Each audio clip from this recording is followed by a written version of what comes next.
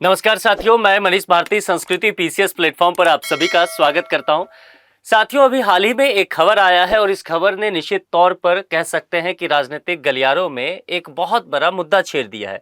जो देश भारत की बात करते हैं और भारत जो अपने आप में ही आतंकवाद से पीड़ित देश बताया जाता है, लेकिन अगर उस देश के किसी आतंकवादी के द्वारा ये कहा जाए कि वह किसी और आतंकवादी से मिले और पूर्व प्रधानमंत्री यानी कि उस वक्त के जो प्रधानमंत्री रहे हो इस बात के लिए उसका शुक्रिया अदा करें, तो निश्चित तौर पर एक प्रश्नवाचक चिन्ह पूरी व्यवस्था पर लगता है। अब अभी क्या मसला हुआ है इस बात को ठीक से समझ लीजिए। आतंकी यासीन मलिक, आप जानते होंगे, इसने जेल से एक कुछ कह सकते हैं कि हलफनामा दायर किया है न्यायालय में और उसमें जो बातें इसने कही है वह चौंकाने वाला है, जिसके तहत ये कहा गया है कि हाफिज सईद से एक बार इसकी मुलाकात हुई थी और जिसको लेकर के पूर्व प्रधानमंत्री या कह सकते हैं उस वक्त के तत्कालीन प्रधानमंत्री मनमोहन सिंह जी ने इसे थैंक यू कहा, शुक्रिया कहा। क्या ये मसला है, इसको विस्तार से समझने की कोशिश करेंगे और तमाम बातों पर आएंगे। उससे पहले आपके लिए यहाँ पर एक सूचना है, संस्कृति आईएएस के द्वारा मिड सितंबर ऑफर आपको दिया जा रहा है और ये तमाम पीसीएस फाउंडेशन कोर्स पर उपलब्ध रहेगा।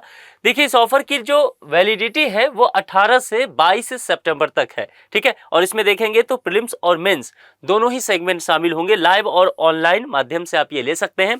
तमाम पीसीएस कोर्स पर आपको ये ऑफर देखने को मिल जाएगा। मोर देन 60 to 75% ऑफ इस पर दिया जा रहा है। इस विषय में अधिक जानकारी के लिए कॉन्टैक्ट नंबर यहाँ पर दिया गया है 9555124124 या फिर sanskritIAS.com। ये ऑफिशियल वेबसाइट है संस्कृति आईएएस का और ऑफिशियल कॉन्टैक्ट नंबर है। आप कॉल करके जानकारी लेकर के फिर अपने मनचाहे कोर्स में नामांकन करा सकते हैं। अब देखिए अभी क्या मसला हुआ है, सबसे पहले इस बात को समझ लीजिए। हाल ही में जेल में बंद जम्मू कश्मीर लिबरेशन फ्रंट यानी कि JKLF, इसका प्रमुख है यासीन मलिक। इसने दिल्ली उच्च न्यायालय में एक हलफनामा दायर किया है और उस हलफनामे में कुछ बातों को लेकर के दावा किया गया है।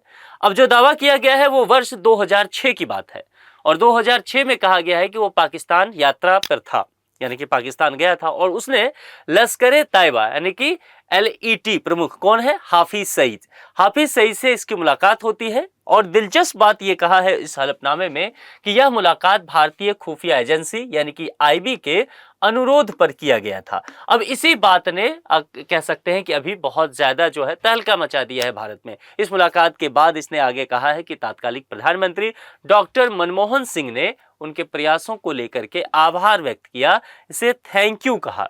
अब यह हलफनामा उस समय आया है जब NIA जो है मलिक की आजीवन कारावास की सजा को बढ़ा करके मृत्युदंड करने की मांग कर रहा है। मलिक ने हलफनामे में यह भी कहा कि 2006 की मुलाकात उनकी व्यक्तिगत पहल नहीं थी, यानी कि समझिए आतंकवादी हाफिज सईद से जो मुलाकात कर रहा है यह कह रहा है कि व्यक्तिगत पहल नहीं था बल्कि गुप्त शांति वार्ता का वो हिस्सा था। ये अदालत में ये बात कहा गया है। दूसरी बात यह भी है कि मुलाकात में हाफिज सईद और यूनाइटेड जिहाद काउंसिल आप जानते होंगे UJC, तो ये जो है अन्य आतंकी संगठन भी उस मुलाकात में शामिल थे। यह बात जो है यहाँ पर मलिक के द्वारा कहा गया है। मुलाकात से लौटने के बाद तत्कालीन PM मनमोहन सिंह और राष्ट्रीय सुरक्षा सलाहकार NSA, उस वक्त के NSA हुआ करते थे NK नारायणन, यदि आपको नाम ध्यान होगा तो। और यही बात ये यहाँ पर कह रहा है कि संदर्भ को पूरी तरीके से हटा दिया गया है और UAPA के तहत उसके खिलाफ सबूत के रूप में इन्हीं सब चीजों को इस्तेमाल किया गया है। यह भी दावा किया गया है कि शांति प्रक्रिया के दूत के रूप में उसे जाना जाए बल्कि एक आतंकवादी के रूप में इसे ना जाना जाए। यही सब बातें कही गई है। चूंकि इसके आजीवन कारावास को खत्म करके कोशिश ये की जा रही है कि मृत्यु दंड में कन्वर्ट किया जाए, इसके लिए यह हाथ पैर मारता हुआ नजर आ रहा है। लेकिन अपने हलफनामे में जिस बात को लेकर के इसने जिक्र किया है, निश्चित तौर पर भारत सरकार और भारत की जो खुफिया एजेंसी है उसके लिए सरदर्द बन गया है। अब क्या क्या है इससे जुड़ा हुआ कुछ बातें समझते हैं। यासीन मलिक और JKLF, क्योंकि इसी संगठन का ये प्रमुख है। यासीन मलिक जम्मू कश्मीर लिबरेशन फ्रंट के प्रमुख रहा है।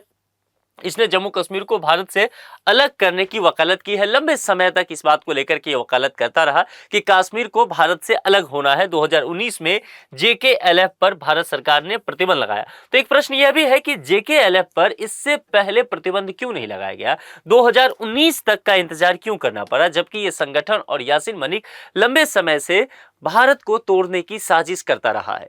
यूएपीए के तहत सजा को लेकर के बात समझिए। 2022 में मलिक को आतंकी वित्तपोषण मामले में दोषी ठहराया गया और आजीवन कारावास की सजा सुनाई गई। और इसी बात को लेकर के अब जो है एनआईए का रुख ये है कि एनआईए ने अपील किया है कि मलिक की जो आजीवन कारावास की सजा है उसको बढ़ाते हुए सजाए मौत की कर दी जाए, क्योंकि उसके अपराध जो है दुर्लभतम से भी दुर्लभ श्रेणी में आते हैं। अब हाफिज सईद का कनेक्शन लश्कर ए तैयबा का संस्थापक है और 26/11 मुंबई हमले का मास्टरमाइंड है, जिसे संयुक्त राष्ट्र सुरक्षा परिषद यानी कि यूएनएससी द्वारा वैश्विक आतंकी भी घोषित किया गया है। अब इस सब चीजों को लेकर के कुछ विवाद भी अभी उत्पन्न होगा। क्या क्या विवाद हुआ है देखिए। राजनीतिक आयाम को लेकर के बात किया जाए तो मलिक का जो दावा है वो सीधे तौर पर भारत के पूर्व प्रधानमंत्री मनमोहन सिंह और खुफिया एजेंसी खास करके आईबी की भूमिका पर सवाल उठाता है। कानूनी पहल की अगर बात करेंगे तो क्या खुफिया एजेंसियों के निर्देश पर की गई मुलाकात को बाद में आतंकी गतिविधि माना जा सकता है?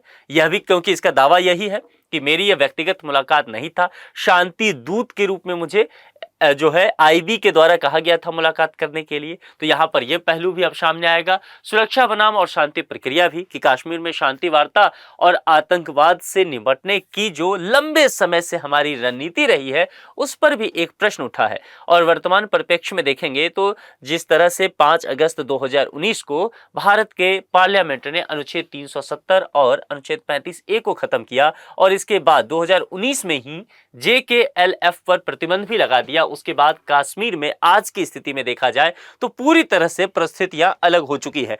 तो आज कितने मायने रखते हैं ये सारी बातें, इसको भी समझने की आवश्यकता है। यासिर मलिक के विषय में समझिए। पूरा नाम यासिर मलिक, जन्म 1962, उत्तर कश्मीर श्रीनगर में होता है। भारतीयता है, संगठन Jammu Kashmir liberation front JKLF का एक तरह से कह सकते हैं प्रमुख के रूप में इसे जाना जाता है। राजनीतिक और अलगाववादी नीतियां शुरू से ही अपनाता रहा है। इस JKLF संगठन के प्रमुख होने के साथ ही 1990 के और 80 के दशक में काफी ये एक्टिव रहा और ये लगातार इस बात को लेकर के कोशिश करता रहा कि कश्मीर को किसी भी तरह से भारत से अलग कर दिया जाए। प्रारंभ में इस संगठन JKLF के विषय में अगर आप जानते होंगे तो ये पूरी तरह से हिंसात्मक नहीं था, लेकिन समय के साथ जैसे जैसे राजनीति से इनका अलगाव होता गया, लोकतांत्रिक प्रक्रिया के माध्यम से ये नहीं आ सका, तो धीरे धीरे फिर वह एक तरह से कह सकते हैं हिंसा का भी सहारा लेता है और धीरे धीरे अगर देखा जाए तो इसके पूरे कैरेक्टर में ही बदलाव आना शुरू होता है। और जम्मू कश्मीर में 90 के दशक में जो हिंसात्मक गतिविधि देखा गया उसमें एक बहुत बड़ी भूमिका इसी संगठन और मलिक की मानी जाती है। जेल और कानूनी मामलों के हिसाब से देखेंगे मलिक को कई बार अलगाववाद और आतंकवाद के मामलों में गिरफ्तार किया जा चुका है। 2022 की अगर बात की जाए, गैर कानूनी गतिविधियां रोकथाम अधिनियम यानी कि यूएपीए के तहत इसे दोषी ठहराया गया था और इस पर मुख्य आरोप के तौर पर पाकिस्तान स्थित आतंकवादी संगठनों के साथ मिलकर के कश्मीर में अशांति फैलाने और आतंकी वित्त पोषण में संलिप्तता पाई गई। फिर निचली अदालत ने आजीवन कारावास की सजा सुनाई। एनआईए ने अपील की है कि इस सजा को मृत्यु दंड में तब्दील कर दिया जाए और उसी सब चीजों को लेते हुए अब यहां पर ये हलफनामे में ये चौंकाने वाली बातें कर रहा है। अब लश्कर ए तैयबा को लेकर के चर्चा कर लेते हैं, जिसके विषय में कहा गया कि लश्कर ए तैयबा के जो प्रमुख है हाफिज सईद, उससे इसकी मुलाकात हुई है। स्थापना 1987 पाकिस्तान में, मुख्यालय पाकिस्तान, अधिकतर कराची और पंजाब क्षेत्र जो पाकिस्तान का है वहां संलिप्त ये पाया जाता है। उद्देश्य क्या है? कश्मीर में भारतीय नियंत्रण को समाप्त करना और इसे पाकिस्तान से जोड़ना, पाकिस्तान में इस्लामी राज्य की स्थापना के लिए आतंकवादी गतिविधियों को बढ़ावा देना।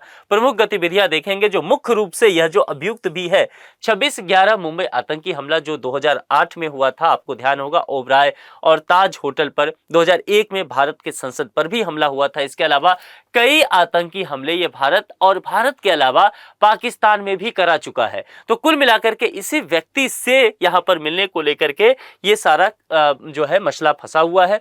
अब जब ये अदालत में हलफनामा दिया है तब ये देखना होगा कि दिल्ली हाई कोर्ट का इस पर क्या रुख होता है और किस तरह से भारत सरकार या कह सकते हैं उस वक्त के एनएसए, क्या इन सब चीजों को लेकर के कुछ जांच होती है। जो भी होगा फिर उस अपडेट के साथ हम लोग चर्चा करेंगे। आप लोग इस विषय में क्या सोचते हैं? क्या आपको लगता है कि इस हलफनामे में जो इसने दावा किया है कि पूर्व प्रधानमंत्री मनमोहन सिंह का सीधे तौर पर नाम लिया गया है और कहा गया है कि उन्होंने इस बात के लिए शुक्रिया भी कहा और भारत के जो है एनएसए ने अप्रोच किया था, आईबी ने अप्रोच किया था, कितनी सच्चाई लगती है? आप कमेंट बॉक्स में लिख करके जरूर बताइए। एक प्रश्न है, यासीन मलिक किस संगठन का प्रमुख है? 4 विकल्प यहाँ पर है, जो भी विकल्प आपको सही लगता हो उस विकल्प का जवाब यहाँ पर ढूंढ के आप कमेंट बॉक्स में लिख करके जरूर बताइए। आज के लिए इतना ही।